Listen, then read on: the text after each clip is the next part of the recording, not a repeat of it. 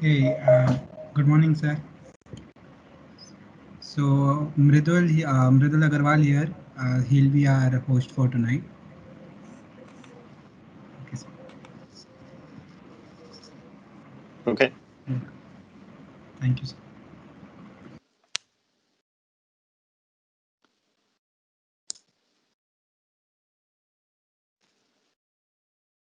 Can you make me a presenter?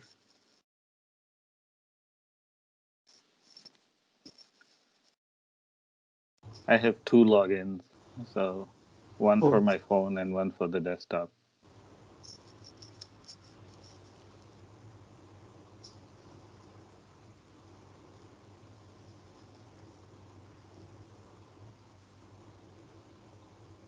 Okay.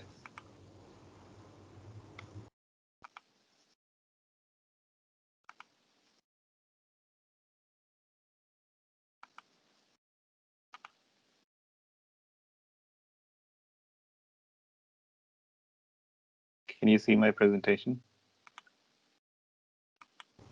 yeah. Yes. Okay.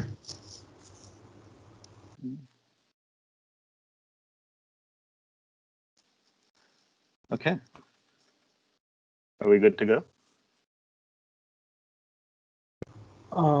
Yeah, I think we should start in just a minute or so, if Okay. that's all right. Yeah, sure. No problem.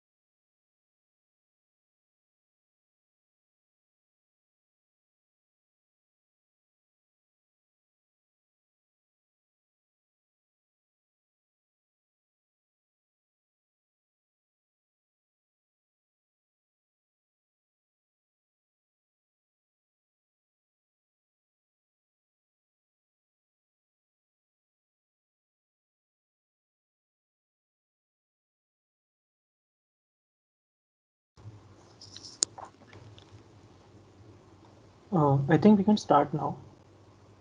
So, hello everyone, and welcome to the session Future of Robotics by our own alumnus, Mr. Sachin Chitta. I'm Redul Agarwal, a third year undergraduate student in the aerospace department. I'll be your moderator for today. I'll briefly mention the flow of the session. Mr. Sachin will be sharing his knowledge and experience for the first 40-45 minutes, and this will be followed by a Q&A session. So you can put your questions in the chat box. Let me start by introducing our speaker. Sachin Chitta completed his BTech in Mechanical Engineering from IIT Bombay in the year 1999. He went on to obtain his PhD in Mobile Manipulation and Motion Planning from the University of Pennsylvania in 2005. He is a well-known name in the world of robotics. He has been a manager and research scientist at Willow Garage, where he worked on ROS frameworks and led the team that created MoveIt. Later on, he went on to create his own robotics startup by the name Kinema Systems, which won the NVIDIA Inception AI Startup Competition in 2018. It was later bought by Boston Dynamics in 2019, where he went on to work as the managing director. Quite a list of achievements, isn't it? Mr. Chitta is here with us to talk about how robotics has surpassed all expectations of growth and how it's going to grow even faster, both in terms of its technology and application in the coming years. Without taking any further time, handing over to you, sir. Thank you very much, Mikul. Um, I'm very happy to be presenting again to IIT Bombay. It's been a long, long time. I graduated in 99. That's 21 years back.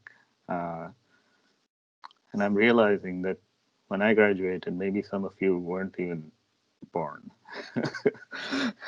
which makes me, which is kind of crazy. But so very happy to be presenting here. I'm going to talk about robotics and how particularly what are the new applications that have been coming out in robotics over the last few years, probably about a decade now. And the title is, Beyond Manufacturing, a New Age of Robotics. So Will mention some of the stuff about me, but this is just a brief overview of where I've been and what I've done. And in particular, as he mentioned, I founded a startup called Kinema Systems, which was focused on robotics for logistics applications, which was bought by Boston Dynamics, where I was the managing director in the California office, and I stayed with them for about a year and a half.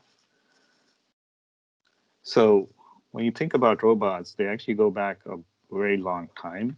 The first robots were all for industrial applications. So the first robot arm, the UMIC, which came, there's quite a few famous names associated with that, George DeWall and Joe Engelberger in particular. That came all the way back in the 50s, and the first application for it was in the General Motors plant. So that was the first industrial application of robots at that point, because up to that point, robots were just something that people thought of as science fiction from the movies and things. And there was a lot of development over the next decade there. And one of the first robotic assembly lines was, again, a General Motors Lordstown plant. And at that time, obviously, it was considered one of the most innovative things to come about. Right now, robots were being used in factories. And the key theme was doing what are called dull, dirty, and dangerous jobs. So jobs that require repetitive motions, which can be pretty harmful for people to do. Imagine doing this, 8 hours a day throughout the year. Doing the same thing over and over can cause lots of injuries. They're dirty jobs. They're also dangerous, right? When you do auto manufacturing, there's things like welding. There's all these heavy parts moving around. So people started realizing it's much more safer and also efficient for robots to be doing some of this work. And as robotics progressed, the next thing that came along is machine vision. So in the beginning, all these robots were just doing everything completely open loop. There was no feedback. You just programmed it to do the same thing over and over again. It would do it. And then they started using 2D cameras to do simple machine vision applications. Or we think of them as simple now. They weren't that simple at that point of time. So things like, if there's this part misalignment, if something is slightly out of place, how do you detect that and modify what the robot does? Check for imperfection. So inspection systems, especially for smaller parts, became much more popular as well as this technology progressed. And they started putting all those together into industrial robot work cells. So this is robots, conveyors, other types of systems put together to do a certain task, maybe as part of a line or even standalone. And you'll see that all these work cells have a safety cage around them. So this is designed to keep people away because these robots are very dangerous or were very dangerous. And the vision is mostly 2D. So looking down, say, at parts on a conveyor and being able to figure out how they're oriented so you can pick them. And the programming was fairly complex. Each of these robotic systems had their own programming language. It was not easy to work in. It's not like what we have now with modern programming languages. Even C++ is considered more modern than what's on a lot of these industrial robots right now. And of course, it wasn't just fixed robots. Mobility started becoming important as well. What came next were what were called automated guided vehicles. And basically, the idea here is that there's some kind of guidance embedded into the floor. So there's essentially a wire in the floor or some other type of guidance in there that dictates how the robot can move. So you put it down when the plant is being built, or sometimes they would do it in the middle of the night so they didn't interfere with the shift. And this would allow the robots to go along a very fixed path. So from, say, one machine is making some parts and it needs to be fed to another machine, the robots would go between those locations just using this fixed path where you cannot deviate. And this was good enough there's a lot of AGVs in manufacturing plants. And this is good enough for a lot of applications. But as I'll show, you want to move beyond this at some point. So how do we take robots beyond manufacturing? What needed to happen for a lot of these new applications to come about where robots could go outside the factory? And some of the key things I'll talk about are things like new sensing. So over the last, say, 10 or 20 years, there's been a huge explosion, particularly in 3D sensing, new types of hardware, new types of algorithms, and also for computation, new types of computational hardware. All of these were kind of essential to changing the way that we start using robots. So going on to the first one, which is new types of sensing, I think if you've played with the Xbox, you might have also looked at the Kinect. So the Kinect was a sensor that came with the Xbox, and it let you do more interactive games or more interactive tasks with the Xbox. And the way that works is the Kinect is what's called an RGBD sensor. So it gives you both regular color information like you get from a typical camera, but also depth information. And that depth information started opening up new possibilities, because now, instead of seeing the world just in 2D, you can see it in 3D, and you can start doing much more complex things. And inherently, our world is 3D. If you think of any applications that we have to do in the real world, say in office environments or other commercial environments, or even the home, you have to be able to see it in 3D. And that was a fundamental difference. And the other key thing with sensors like the Kinect was that they're so cheap. And suddenly you went from sensors that costed thousands of dollars to just a few hundred. In the movie that you just saw, that was the Pier 2 robot that I worked on at Willow Garage and doing 3D manipulation tasks, and it's using a scanning LiDAR. So you see this little sensor going up and down in kind of the neck of the robot, and that's a scanning LiDAR. And that's what allows it to build up the 3D map that you see as it's going around. And of course, that was an expensive piece of equipment at that point. This was 10 years ago. But now, again, scanning LiDARs are much, much more cheaper. And of course, they're available for outdoor applications. So things like the Velodyne is starting to enable this kind of 3D map building outside in the real world. Another example of sensing technology that has been very useful is GPS. And GPS gives you the ability to know where you are in the real world. And what this does is it enables applications like driverless cars. So this is a video from the University of Pennsylvania entry into the Urban Challenge. This was way back in 2007. And a lot of my colleagues at Penn were on this team. And in this case, the car is using GPS to understand where it is, to know where it is relative to, stop signs, the roads, the map in particular.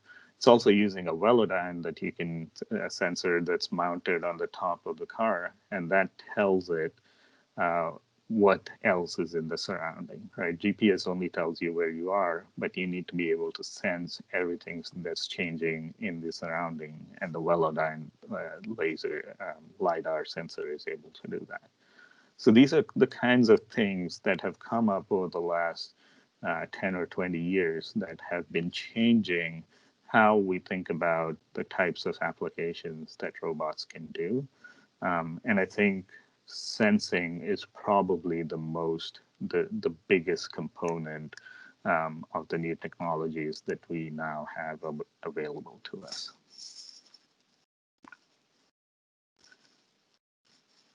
Along with sensing, there's also new hardware that's coming up. And one of the examples, so we saw industrial robots where you had to have a cage around them. Now there are lots of new robots that are called collaborative, and they're safer around for people to be around. Not entirely safe yet, but much safer than a big industrial robot. And typically the way they do these is using what's called force and torque limitation. So you make sure that the amount of forces and torques that the robot can apply are much lower. There's some form inside the software, there's a continuous loop that's checking whether the robot might have hit something. And if it does, it can either pull back very quickly or stop very quickly. It's still not completely safe because these robots can still hit you pretty hard, but it is safer than some of the bigger industrial robots that I showed in the earlier movies, or the earlier pictures.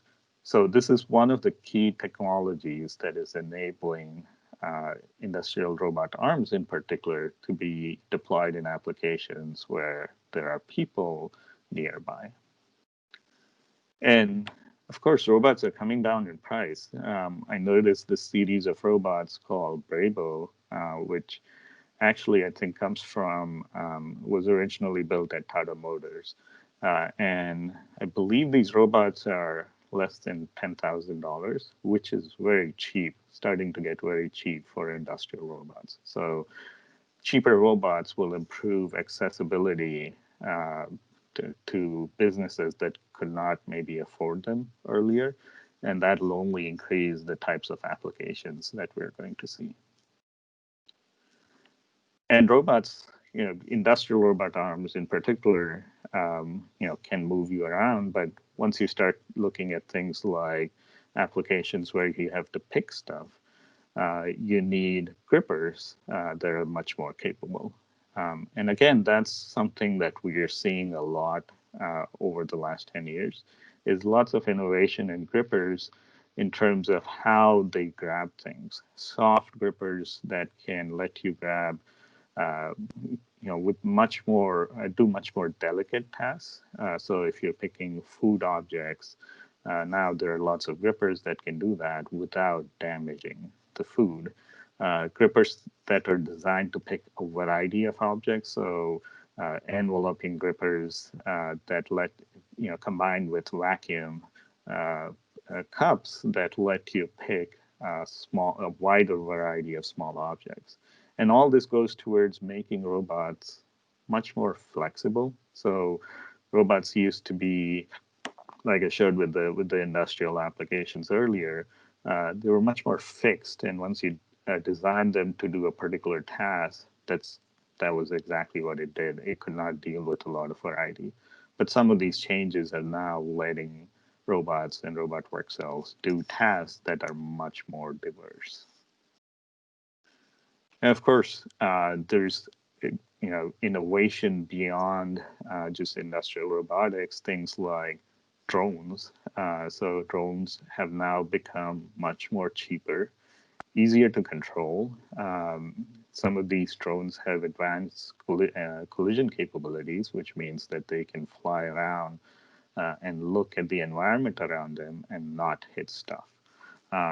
And of course, the revolution started with the consumer side, where companies like DJI started introducing very cheap, easy to use drones. But it has spread beyond that to more commercial and enterprise uses. And I'll show a couple of examples in videos later on of what that looks like. The biggest change, I would say, is on the algorithm side. There's a lot of advancement over the last few years that have been enabling some of the new applications. And I'll start with one that enables more mobility. So I showed AGVs, which only do very fixed kind of paths in different environments, in industrial environments. And now you have freeform navigation, right? I know in some of the projects you guys are doing, you've been doing something like this. This is one of the original movies of the ROS navigation stack. And over here, you can see that the robot is essentially moving in an indoor office environment. It can react quickly to new obstacles that get into the way. It has a map of the environment, so you can tell it where to go, and it'll figure out for itself how to get there. And the key thing is it no longer needs wires embedded into the ground or anything, any fixed kind of location sensing like that. It is able to figure out for itself where it is as it's going along. And this was a huge advancement compared to what you could do with things like AGVs. And now robots that do this form of navigation are called autonomous mobile robots, or AMRs. And that's enabling a lot more kinds of applications in uh, in more industrial environments.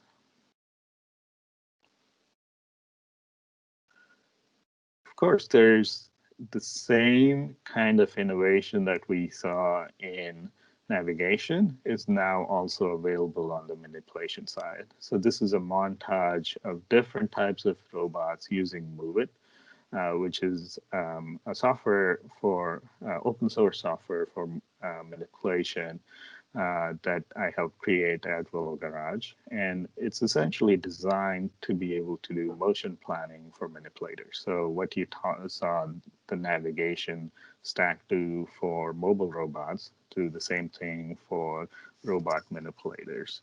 And what this lets you do is basically in very cluttered environments, it lets you plan paths taking into account what is around the robot. So if there's obstacles, if you want to grab a certain thing, how do you plan the path of the robot to be able to do that? And you can see it's been used on a variety of robots, right? So going from underwater robots.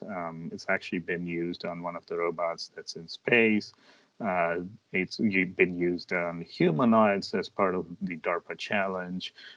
So a wide variety. And that's the other innovation that we're seeing a lot is these software platforms that are what we call robot agnostic, as in you can apply them across different robots. You're no longer restricted to one robot that you've worked on, you can design these algorithms, and a lot of people around the world can use it.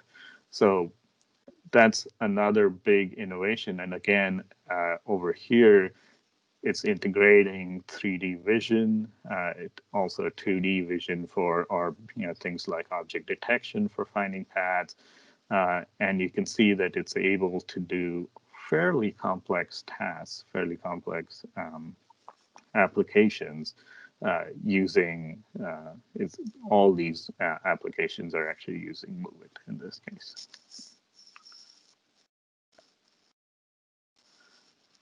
And the next big advance, of course, was in neural networks. So this is actually a movie from way back in 1993. This is the original, one of the original demos of convolutional neural networks. And it's to recognize handwritten digits. And what this was eventually used for was to do machine reading of checks. So when you submit a check, this would be automatically read by the machine. And it was one of the biggest success stories for neural networks back in the 90s. And you can see that it's incredibly advanced for that time and fairly robust. But of course, you couldn't do a lot of other things with that at that point of time. And it changed, right? So after the 90s, there was what's referred to as the winter of AI. So for a while, people just didn't believe that neural networks were going to be much useful for a larger set of tasks. And fortunately, a bunch of researchers stayed focused on neural networks and trying to show, building up new algorithms and trying to show that they can be applicable in much more than that kind of handwritten digit reading kind of task. And there were a few changes that happened that helped get us from neural networks to deep learning. In particular, one is now we have lots of data. So when you think about handwritten digits, the amount of data was, I think it was around like a few thousands of examples. And now we have something like ImageNet. So ImageNet is a repository or a database of images that are classified. So you have certain labels associated with them. And it was in the millions, the amount of data. So the amount of data that we have available, and then when you think of driverless cars and you think of something driving around with a Velodyne on it, huge amounts of data. And similarly, if you think of all the Tesla cars around the world, they're continuously collecting data in every driving situation that you can imagine. And all that data is fed back into Tesla's deep learning algorithms. The other change that happened was the introduction of GPUs. So this gave the ability to bring a lot of parallelism and do a lot of parallel computation very, very fast. GPUs were originally, the classic example of applications for GPUs is gaming. That's what they were developed for, and that's how they became so hugely popular. But GPUs have huge applications in AI, and we're harnessing kind of the computational power of these GPUs for AI. But of course, the thing that changed neural networks and brought us deep learning is the algorithmic advances. Starting in 2006, where there was this classic paper by Hinton, and lots of advances since then, the way we use neural networks, the way we initialize the weights, the way we optimize them has improved, and it's still improving. This is probably one of the most active areas of research right now. And definitely it's going to be this is the way of the future on the side of robotics and computer vision in particular.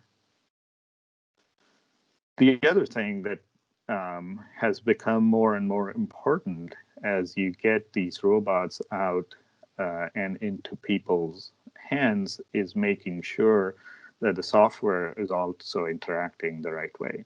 So all of us now are used to using mobile phones, and that's one example of user interfaces or devices that are designed to be very easy to use. And the goal is to make robots that easy as well. So move away from having to program every single line of code in a robot to being able to do it much more visually, much more naturally. So with industrial robots now, there's lots of pendant interfaces, and they're all, it's similar to using an iPad or some kind of tablet. That the goal is to make it that easy to use so that anybody who knows how to use a phone could eventually end up programming robots. So, and I would not underestimate the power of the right interface. That often makes the difference between a useful robot and something that's very hard to use. So I'm going to go on and show some videos of the different types of new applications that you see out there in the world. Something that's common in all these videos is these are all from different companies, but these are not all companies that I work for, but they're all companies where someone I work with is also working. And I'll point that out as we go along. So I'm going to start with the hospitality industry. So this is hotels, and this is a company called Savioke, which was founded by Steve Cousins. He's the CEO of Savioke, and he was the CEO of Willow Garage. And what this is doing is, in terms of technology, it's taking a lot of these navigation capabilities and building it into a product that can be used in hotels. And this is a robot that essentially delivers small items to rooms. So instead of having a person walk there every single time, you can the hotels can just send a robot to your room. And of course, this is very difficult to do because you can imagine in hotels there's lots of people. There's you have to deal with guests and make sure that you're safe. There might even be animals like pets in the hotels. You have to get into the elevator and go. You basically have to operate a lot of interfaces inside the hotel as well. And the idea is, again, to make this very simple. So the user just puts something into the robot and just says, go to this room number, and the robot will just go there and deliver whatever that room had asked for. So this is one example of how robots have moved beyond manufacturing, and now they're in spaces where there are lots and lots of people. So this is Kinema Pick. So this is the product that we developed at Kinema Systems. It is now called Pick, and it is completely owned by Boston Dynamics.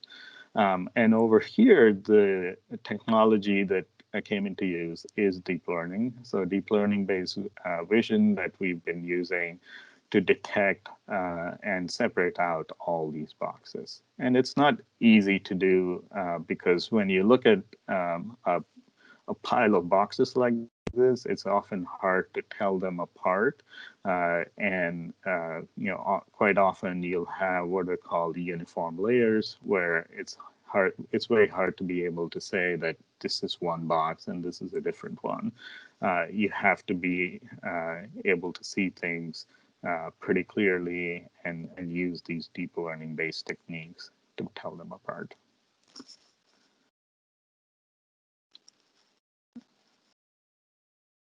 Okay. the next one I'm going to show is applications in agriculture. So this was courtesy of Jim Ostrowski, who is the CTO there, and he was one of my PhD advisors. And the goal of the system that they built is to basically look very carefully at each plant in a field. So on a farm, look very closely at each plant and be able to tell weeds apart from the plants that they're growing. And once they can do that, they can actually spray the weeds and individually. So when you look at farming and how weeds are detected, this is typically, and weeds are destroyed, they grow in there and spray kind of herbicide all over the place. But with this technology, they can identify each individual weed and just spray that. So it reduces the amount of waste, it reduces the amount of chemicals that you have to use in this particular case, makes for much efficient farming, and also, of course, makes it much more they can cover a large space and do something that was done. This was very backbreaking manual labor. And you see a common theme across all these tasks that I'm showing is that quite often they don't fit. They don't fit exactly into the 3Ds, dull, dirty, and dangerous, but often they're very hard to do tasks that are backbreaking. Imagine like weeding in a farm like this for hours in the sun. So that's something that's now being done much more automatically. This is a colleague of mine, John Su, who I worked with at Willow Garage, and he has a company that that builds drones for security. So these are automated drones that you can automatically send up into the air towards any event that you detect.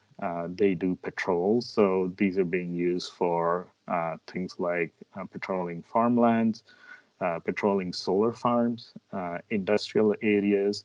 So instead of, you can imagine this is much, much faster than sending a person. So if you detect some kind of issue at any point, or even if you want to just do regular patrolling, you can send this drone and it can get there much faster than a person can.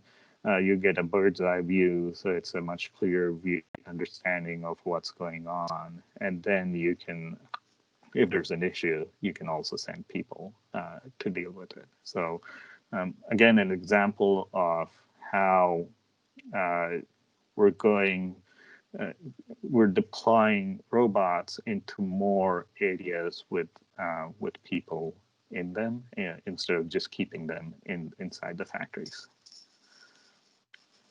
This is again another example of a drone. So this is a different type of drones. It's called Zipline. It's a company that Keenan Weierbeck is part of. He was also at Willow Garage, so I worked with him there. And the idea here is in places like Africa or some parts of Asia as well, getting medicines from one location or getting life-saving supplies like blood from one location to another takes a lot of time, right? Because you don't have very good roads, the transportation system is not well developed. And so instead of sending it by road, now you can send those using a drone. So Zipline develops drones. These are fixed wing aircraft that are launched from a catapult. So they load the medicines or whatever medical supplies into them, and they maintain what's called a cold chain, which is you have to keep these things cold until you get them into the hands of or to the desired destination, and drop them off just using a parachute, essentially. So these planes don't land; they do this completely autonomously, and they actually come back It's not in this video, but you should watch it online. They come back and are automatically retrieved. It's kind of fascinating to watch. So again, this is changing the way we think about how different types of tasks can now be done. Where previously we would have thought, okay, we need to build an entire network of roads to make something like this possible. Now it's possible to get these supplies to remote areas much, much more quickly. Again, this is something that's become possible over the last few years and was not something we could do, say, even 20 years back. There's lots and lots and lots more of these kinds of applications, driverless cars. I mentioned autonomous mobile robots, robots inside restaurants, cleaning robots, pretty much any task that you can think of. There's a lot of robots out there. And the thing to remember, it's not, with robots, it's not just that we're trying to replace human labor. What we're trying to do, or what we should be trying to do, is take a lot of these tasks that are hard for people to do, that can cause injuries, and see if robots might be a solution there.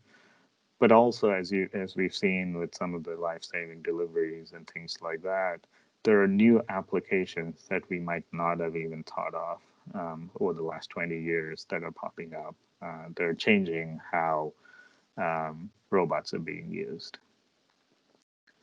It is a great time to be in robotics, and there's lots and lots of resources. I know you guys do a lot of projects with robots and even driverless cars. There's, of course, you're all at IIT, so you have access to a lot of good resources and good already good courses in there, but there's also lots of online courses. Open source is enabling a lot of robotics. ROS, MoveIt, Gazebo, all of these are playing a huge part. On the machine learning side, all the toolkits are, again, open source, TensorFlow, PyTorch. Now, if you're looking for cheap computational systems, Raspberry Pi, NVIDIA Jetson, and now a lot of the online events and conferences are also, they're all online. So they're becoming easier to attend. And IROS, which is one of the biggest robotics conferences this year, was free online. And I think next year, probably APRA, which is, again, a big robotics conference, will also be free. So if you're into it, just choose a project and start building. All the resources are there. And of course, you're all ITians, so you're very smart and can build anything. Thank you very much. Thank you, sir. That was a really insightful talk. So I think we'll begin with the Q&A.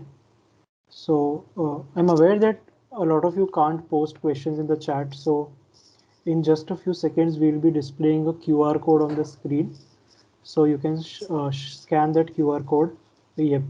And you can put your questions over there. Yeah, so we'll start with a few questions that we already have. So what was the motivation and source of inspiration which led you to pursue robotics as a career at that time in 1999? Actually, my BTP was in controls, so it was before 1999. Well, obviously, my dad is a roboticist, right? And he was a professor at IIT Bombay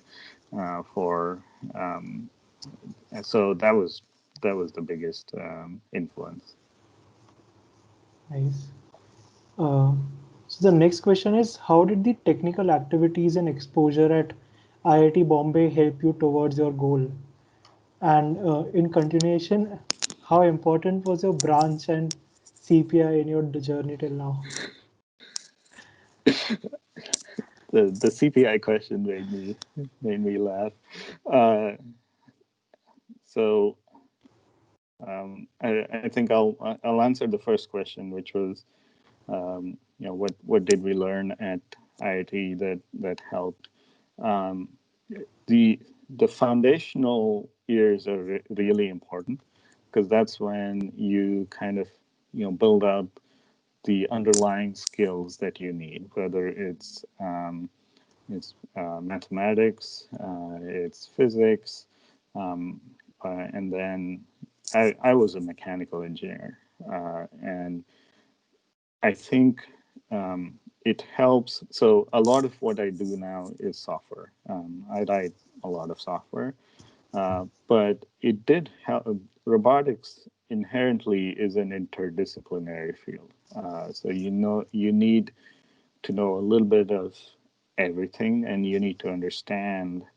You may not be an expert in everything, but you need to understand how everything interacts. And that's actually one of the reasons roboticists are so highly sought after in the job market, because we have a set of skills. We have system skills. We know how to put things together. So it's important to.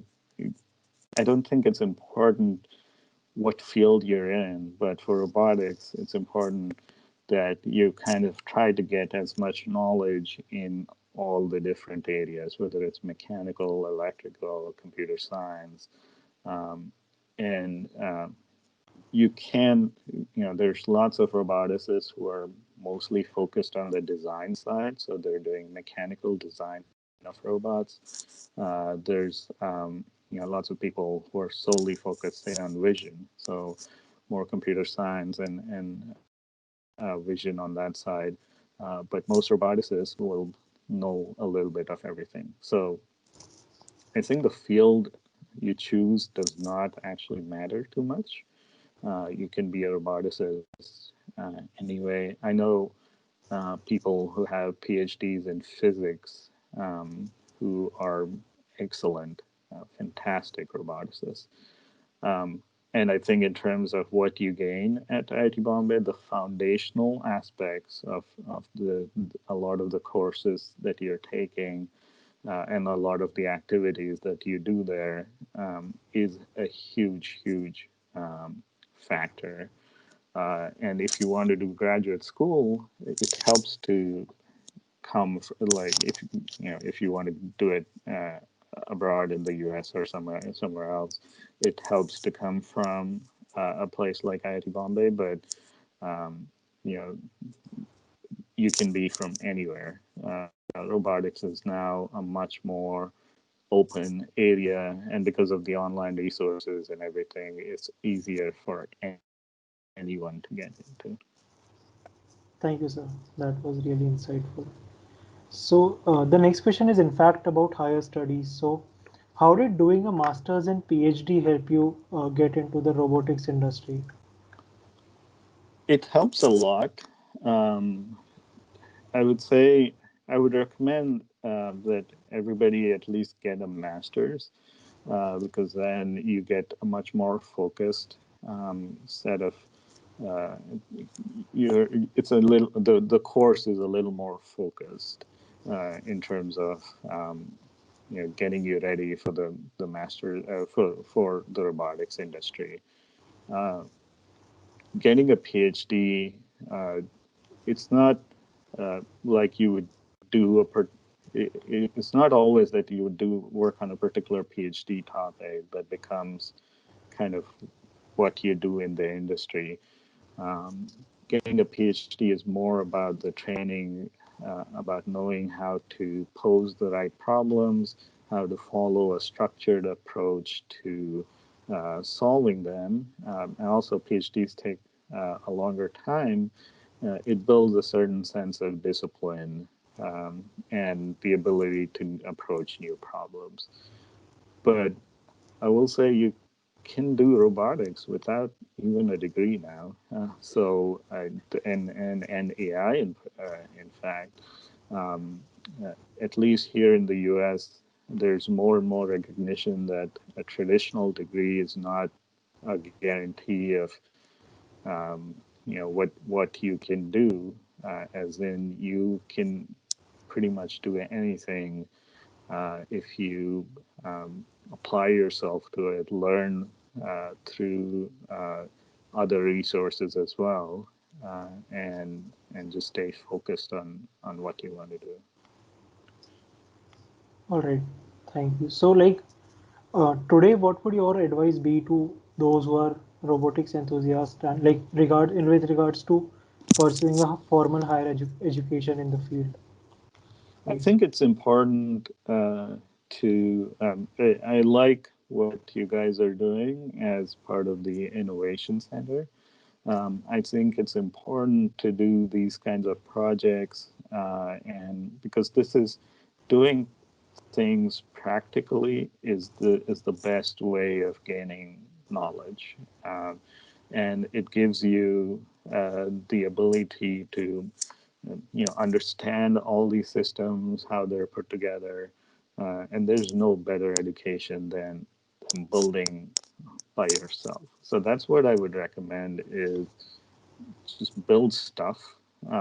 Whether you're building a piece of software or you're building a physical robot, just build stuff and you know try to use it, get it out there, try to use it, and that more than anything will give you an understanding of the problems in robotics and also how to solve them. all right, that's great. Uh, so, can you tell us something more about the early days of ROS, like how the idea of ROS slowly became a reality, and what were the major challenges that you faced at Willow Garage? Yeah, sure. So Ross initially was started at Stanford, and it, and the idea what came along because every time. So back then, every time anyone did a robotics project, the first thing they would do is write a lot of things by themselves. If you needed the robot to navigate, you would have to write the entire navigation stack on your own. Even simple things like how do you compile all the code together and put it on a new robot? How do you describe the robot? Even that was completely different. For each person, there was no common framework at all. There were a few open source efforts, like Gazebo already existed. I think at that point there was a software called Player, but again, no kind of cohesive effort. And so Ross was an effort in that direction to create a common framework that where everybody is now speaking the same language, essentially, and give everyone like this set of tools so they don't have to build everything from scratch. And Willow Garage was a special place. It was kind of between a research lab and an incubator, and it's hard to describe. Um, it it brought together a lot of very smart people, and gave everyone like a common cohesive goal towards the software and the PR2 robot. Um, and initially the effort was on the navigation side, and then I led the effort on the manipulation side, and that's how ARM navigation and MoveIt and everything came about. And yeah, so the main goal was to create, a common framework, also open source, so it's easy to use for everyone. Nice, that's great. So, what was a day to day, what was a typical day at Willow Garage or SRI look like for you? Uh, it was different at both places. Willow, back then, I was more of, it was more of the formation stages. We did a lot of research at Willow as well. So it was a combination of working on the software packages or also doing research. geared more towards publications. SRI was much more focused on commercial activities. So SRI basically does research, but also uses the results of that research to help create commercial products for customers. So one of the projects I worked on was creating software for a new surgical robot. So both of those places have a lot of research flavor to them, with slightly different goals in terms of where that research is leading towards. And in the area of robotics, these are both kind of foundational places in Silicon Valley. SRI is where intuitive surgical came out of. That's where the technology around surgical robots was originally invented. And Willow is where Ross and the PR2 came out of. That's great. So, what inspired you to take the decision of exiting a place like Willow Garage and building your own venture? And what were the major difficulties that you faced? So one of the things we saw, MoveIt was open source, and we got lots of interest from commercial companies that were starting to use MoveIt to build more advanced solutions. So we saw that there was a need in the market for a new type of solution, especially once you think about how do you integrate vision with robots. And that was something that was missing. So at that point, we decided to take the plunge and build that ourselves. And the way I went about it at Kinema was to look at different types of applications, and we were very focused on applications. Look at different types of applications and choose the ones that had a big market, but also something that we knew we could get to within a short time frame. With startups, it's important for your product to go out fairly quickly. Because that's how you start making revenue. So that's how we focused and built towards that. That's really amazing. So, what was the most challenging part of your journey? Like, Building a startup is incredibly challenging. However hard anyone tells you it is much more harder than that. When I started, I had no idea what I was getting into. You are dealing. It's a completely different field. You're starting to. You have to be very customer focused. And as someone with a research background, it may not come naturally, but you learn how to do that. You're constantly selling. You're constantly selling yourself. You're constantly selling your product. You're constantly selling your company to customers, to investors. And in robotics, the challenge is also that it takes longer to build a product in robotics. In software, typical timelines can be 6 months to a year to get to your initial prototypes. But robotics is harder because there's hardware involved. The feedback loop, you cannot rewrite hardware in a week or something. So the iterations take a little bit longer in robotics, and that creates challenges because startups typically are supposed to grow very fast, right? So you build fast.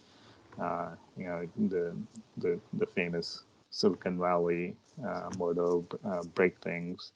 But in robots, you have to be careful not to break too much, right? So that's why you see that robotics companies take longer to mature, but the market is still huge. So I would say that's the biggest challenge. All right. So there's a team at IIT Bombay who's working on four-legged robots, just like this spot, Yeah. and they would like to know what are the stages of making a four-legged robot broadly. I, Like, I have to say I didn't actually work on Spot too much. I was on the logistics side at Boston Dynamics because that was the product we created at Kinema. So it I should say Boston Dynamics is a very old company. I think if I remember right, they were formed in '92. So it took a long time to get that technology, and it's amazing technology. It took a long time to get that technology mature enough and into a product. So that's where you know I think patience is important more than anything else. all right. So, like, what do you think is the scope of robotics in India? Like, are there any chances of successful companies from the US and Europe expanding to India anytime soon? I think so. I believe a lot of the industrial companies already have arms in India, and the first applications are going to be industrial. So things like auto manufacturing and other types of manufacturing. I think the next set of applications you'll probably see is going to be in logistics. But think of things like what Zipline is doing, right, with their drones. I would love to see a company in India take up something like that. I think that's game changing technology, and it fills a need. Uh, that's also there in India. So I, I basically, if you have an idea and you feel like it'll be useful, just build it. it it's important to just go in and build it, and not worry too much about whether it's possible or not. If you think that if you first thing to do is just build an initial prototype to convince yourself that this is something that's worth pursuing and this is something that'll have a market. And once you do that, you just start building from there. There's no reason a lot of these companies could not be built in India. All right, that's really insightful. Uh, so, according to you, in the industry right now, does research experience matter more or the hands-on industry experience? Both are useful, I would say. Um, it kind of depends. Now a lot of robotics will still have a bit of research flavor because it's such a new field. So I wouldn't worry too much about where. You don't have to be at a research place to think of doing to think of yourself as doing robotics research because it's such a new field. A lot of things you do will have a research flavor always because you will always come across new problems that you have to solve. So I would say the important thing is to look for places where you can contribute effectively and you can build systems. You're part of a larger uh, effort. It's important to feel like that. And again, it's also a lot about patience. These things take time, and it takes experience to understand how robots work. And you're all smart, you will move up the chain automatically.